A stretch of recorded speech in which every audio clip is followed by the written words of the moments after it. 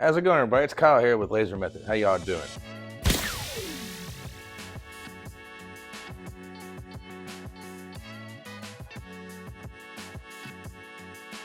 Today we're doing a DIY, very inexpensive paint booth slash woodworking shop, mainly for fume and dust extraction.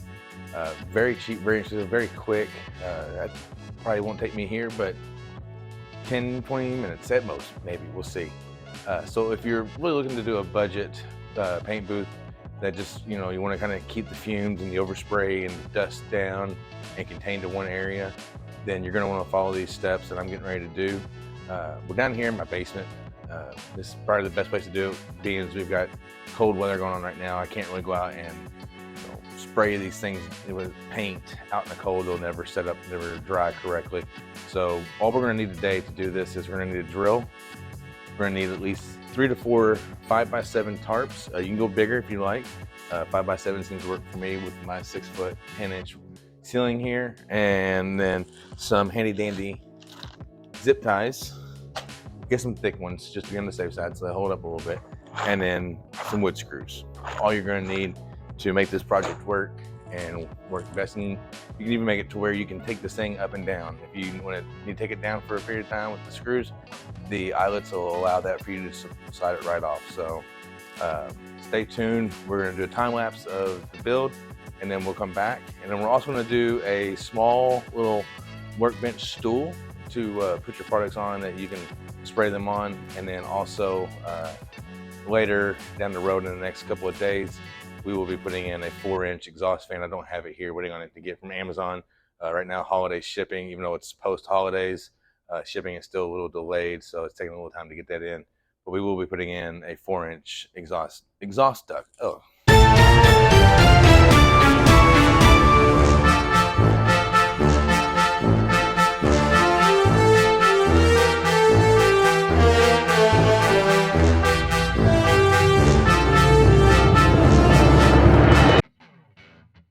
All right, everyone, y'all can see that I'm pretty much done with the booth here. I'm gonna make one slight little change. That's gonna be the flooring. Where I put it down, I put the 7-foot in going across instead of coming out.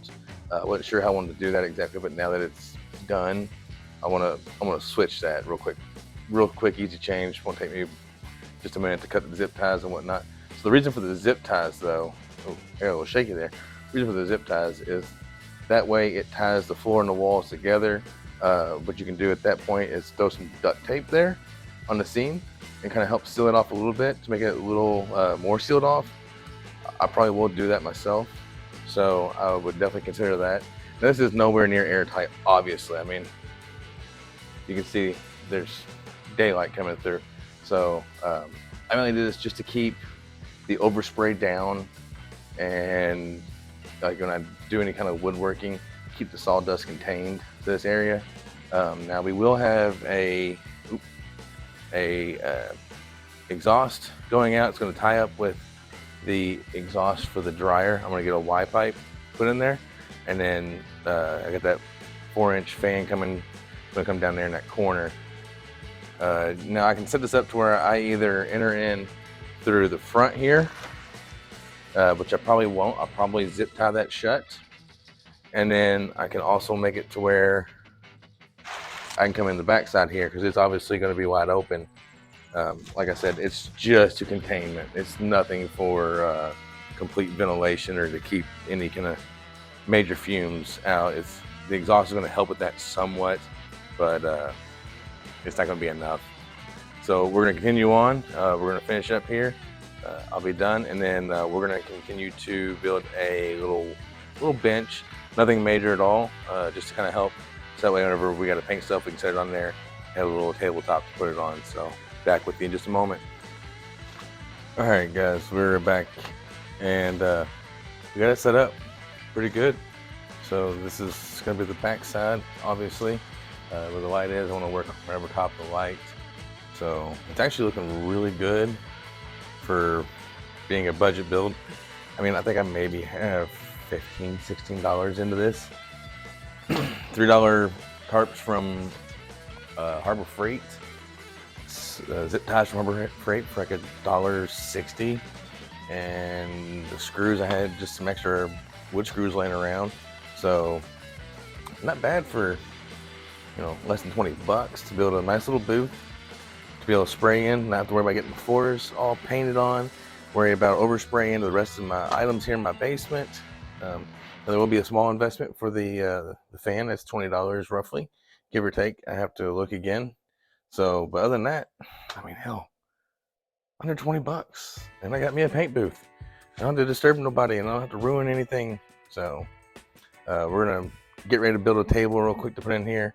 It won't be a very big one. Maybe I don't know, 1.5 feet, 2 foot by 2 foot roughly, and maybe 2 foot high, maybe if that.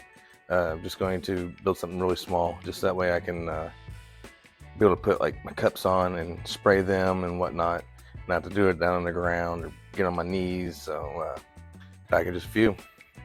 Hey, it's Kyle from the future. Going through the edits here, realized that my time-lapse video of the table build did not work. Being the battery died, it did not save it. It actually corrupted the file. So unfortunately, I do not have that time-lapse footage, but enjoy the rest of the video and you'll see the finished product. How's it going, everybody? I just realized I had started working on building this this workbench top. Oh, my hair is a mess. Took my beanie off, and I wasn't recording. I wasn't doing a time lapse. So we're gonna get right to the action here of me working on this tabletop.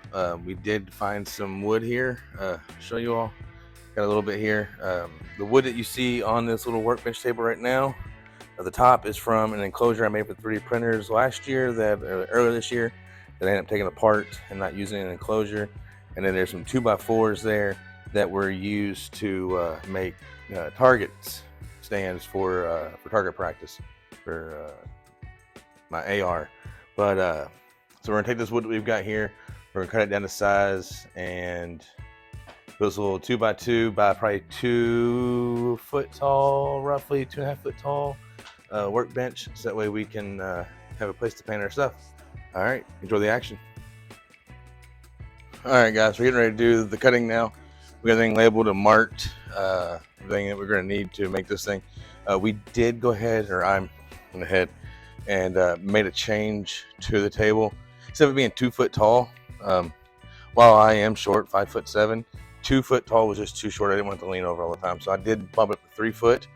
Still using a lot of repurposed wood that I had from other things. So we're all set to go. We're gonna get to cutting. Make sure when you're using any power equipment, whether it be a circular saw, a drop saw, any kind of saw, anything that's gonna emit any kind of shrapnel of any kind, safety glasses on. Protect them eyes. You only get one set of eyes, so be sure to protect them, guys.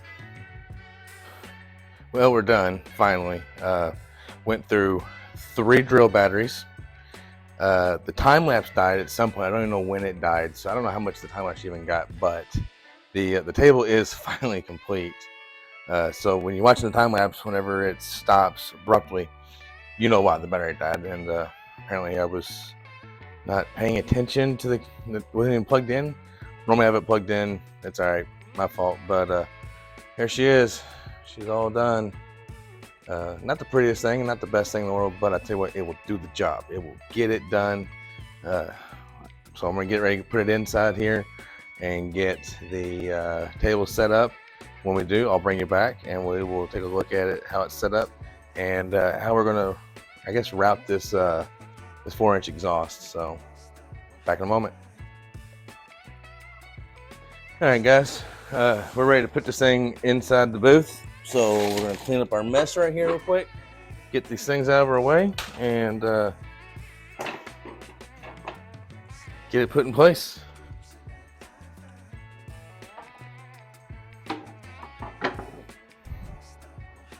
I will say, I was moving it around, and it is pretty heavy for what it is. So it's steady, it's stout.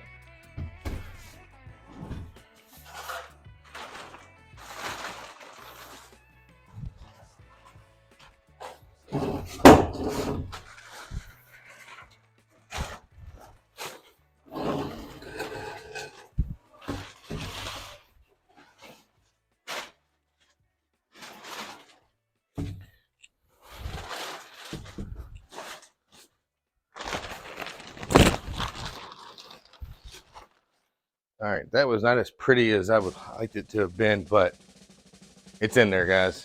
Made a lot of noise, I'm sorry.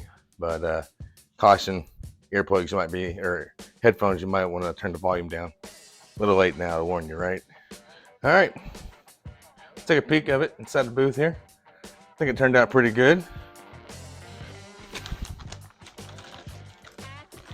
So this will be it. This will be where we do all the painting at least.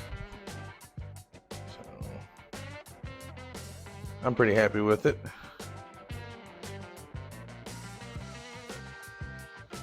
It did have a little mess up right there. I flexed it too much, I guess, and it popped. So for the most part, it is completely sturdy. Doesn't move any, doesn't wobble. No restaurant table leg action going on here.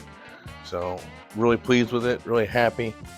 This will really make getting things prepped and ready to go a lot easier. We will probably come back in the next video and start prepping some pint glasses for laser etching. We're gonna be spraying them with a cold galvanized compound right here on this table right here. So you don't wanna miss it. We're also gonna be doing some temper paint on some acrylic. And then hopefully the rest of the laser engraver finally shows up in the mail. I finally got one part today, and it was the extension rails to make this 850 millimeters long instead of the 400 that it was, or 410. So we did get those extensions in, which is a good sign that parts are making their way in finally. But we do have a bunch more. We have 5 more items coming. We have the actual laser engraver itself. We have the air assist, the risers for the legs, so we can use the rotary roller tool as well. So once we get that in, we will get pumping. So I'm really excited to get that done and over with. I tell you what, it's been a hassle dealing with Atomstack. So I'm gonna go into a small little detail about that and give you all preparation of what's to come in the review video. So I ordered the Atomstack S10 with the A10 rails. I wanted that silver and black combination, so I kind of did a mix up. Well, I ordered them back, not this past Thursday, but Thursday before last. It was Thursday morning, actually. Thursday morning. Ordered them, and it said free shipping. I was like, great, awesome, free shipping. And if you read the description on a lot of the items, the actual laser engraver says it ships within, what was it, 3 to 4 days, I believe. Or no, delivered within 3 to 4 days. So you'll obviously add 1 day for processing, then you get the weekend, so there's 3 days that's shot. Don't count those days, not counting them. So I'm starting on that following Monday, which was this past Monday. That just happened last week. And nothing. I got tracking number for the rails that just came in. So they're supposed to be delivered the 23rd. So that Friday, this past Friday before Christmas. Man, my hair is nasty. And they never showed up. I got a hold of DHL on it. They said because of inclement weather, which we did have a pretty decent little amount of snow come through, about an inch or so, but it was like negative, I don't know, 7, 8 degrees outside with wind chill like negative 12, 13, 14, I don't even know what it was, but it was bad. So I'll give them the benefit of the doubt. I did get a little sour about it. So I had to wait till the day to get it. When they told me I had to wait till tomorrow, or I'm sorry, Tuesday, came a day earlier than they said. Okay, I'm good with that. Now everything else, the rotary roller, the actual laser engraver, what else was there? The height extension and the air assist, all of that. Oh, and the honeycomb bed, all of that. From this past Monday, so a week ago, it's been saying that a shipping label is created and that more information will be updated once the USPS receives the items from the merchant. It's been a week. Hasn't changed a single thing. Atomstack hasn't said a thing. So I wrote them a nice little email. Actually, I wrote them 2. First one was, what was it? Maybe Tuesday, I think it was, because it said a lot of things would ship within 24 hours. Never got anything that said it would, or never got anything that said that it has. never shipped. Whatever. I'm going to call you out on it. I'm sorry. It's just how I am. If you tell me you're going to do something and it's written there in big, bold red letters that it ships in this time, I'm going to expect it. So, yeah, I was a little upset. Wrote them an email saying, hey, look, you all said this and this and that and everything else, and it's not been fulfilled. I'm getting very limited information. And they were like, thank you for being patient. Here's the tracking number, which was literally the tracking number that says that it's still waiting for them to fulfill the order and deliver it to USPS. Okay, I'll let it go. I'll sit on it for a few days, see what happens. Nothing happened. Not a change in the status, nothing. Only thing that was changing was the rails that came from China and got here before the stuff that came from the US got here. How sad is that, guys? I mean, come on. Coming from China on DHL Express, and it gets here in a week and a half, roughly. But the things that are here in America that they have in stock, ready to ship out, can't get here yet. Doesn't make any sense. So, whatever. So last night, Sunday night, Christmas night, I got kind of nasty with them. And I said, hey, look, this is a situation. This is what I'm seeing. This is what I'm told. This is what I've read. And none of it is matching up to what is supposed to be happening here. I haven't got any updates on 5 of the 6 items, other than that it's waiting for you all to give it over to the USPS. And it's been that way for over a week. Like I said, I got really shitty with them. And I think I have the right to. I mean, you pay over $800 for something, you're going to expect good service. You're going to expect that service to be quick and swift. Hasn't been that. They have not been transparent. They have not said a word really as to why there's been no update and no actual any movement in the product. So a little myth about that. They wrote me back this morning or last night, whatever time it is over in China. That's where it's all, I think, originated from as far as their email service. They're going to look in it. Thank you for being patient. And that was it. That was literally the gist email, word for word, verbatim. I was like, okay. So I wrote them back. I said, oh, well, let me know as soon as you can. I would greatly appreciate it, as I need to know where these items are at. I have a business to run and to start, and them taking this time is holding me up, is holding potential customers, potential income. So really, it's all falling back to them. Yeah, maybe I should be patient. Okay, yeah, I'm not really the patient type. I'm sorry. If I see something that says, hey, we're going to do it in this time period, I expect that time period. And if you can't do it in that time period, okay, let me know. Inform me, hey, there's a delay. We don't have this, or this happened here. Okay, I'm gonna say, I understand. Thank you, just do your best. And I'll let it go. But when you're not transparent and you don't tell me, that's when I have an issue. It's like you're hiding. And I don't think Atomstack's actually hiding, but it really feels like it. Just be transparent. Let me know where it's at. If you can't fulfill my order, then you know what? So be it. I'll take my money back, and I'll send you back what I've got now, and I will go and I will get it from another company that can get it to me. I could have ordered all of this through Amazon and spent $170 more, but I could have had it in a week, all of it, every bit of it. It said everything was ready to basically be here in a week. But I chose to give Atomstack my money directly instead of going through Amazon. So, Atomstack, if you're listening, just be more transparent with me, please. Let me know what's up. I've ranted and raved enough. This video was really more about the booth and the workbench, and it's turned into Kyle needs to sit down in a chair and talk to somebody kind of moment, it sounds like. So I'm going to end this video here. I appreciate all of you all.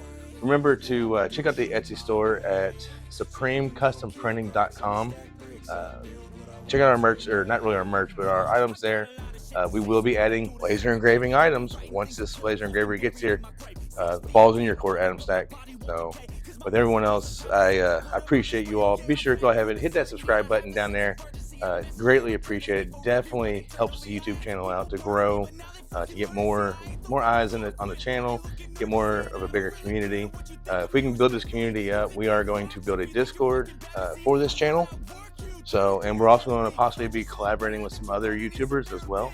So I'm looking forward to that. I'm kind of doing some talks with some people. I can't say who yet, but once I get some detail, I will definitely let everybody know.